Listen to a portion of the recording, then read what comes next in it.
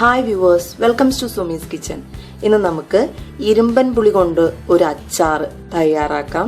വളരെ സിമ്പിളായിട്ട് വളരെ കുറച്ച് ഐറ്റംസ് മാത്രം മതി ഈ ഇരുമ്പൻ പുളി അച്ചാർ തയ്യാറാക്കാൻ. നമ്മുടെ പറമ്പിലൊക്കെ വെറുതെ വീണു പോകുന്ന ഇരുമ്പൻ പുളി കൊണ്ടാണ് ഇന്ന് അച്ചാർ. ഇരുമ്പൻ പുളി ചെറുതായിട്ട് അരിഞ്ഞത്, ഉലുവ, കായം പൊടിച്ചത്, കടുക്, മുളക് പൊടി, എണ്ണ, പച്ചമുളക്, ഇത്രയാണ് ആവശ്യമായിട്ടുള്ള സാധനങ്ങൾ. ഇനി എങ്ങനെയാണ് അച്ചാർ തയ്യാറാക്കുന്നതെന്ന് നോക്കാം. എണ്ണ ഒഴിച്ചു കൊടുത്തു, ചട്ടി ചൂടായി കഴിഞ്ഞു. നമുക്ക് ഒരു 1/4 ടീസ്പൂൺ ഉലുവ ചേർത്ത് കൊടുക്കാം.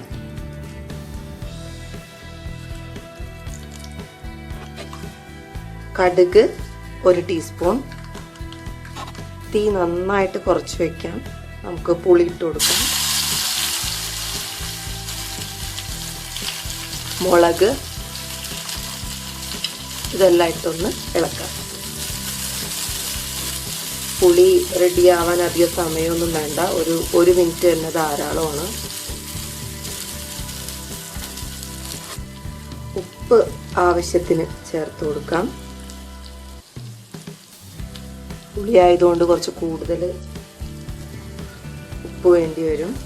ഇനി നമുക്ക് മുളക് പൊടി ഒരു 2-2.5 ടീസ്പൂൺ മുളക് പൊടി.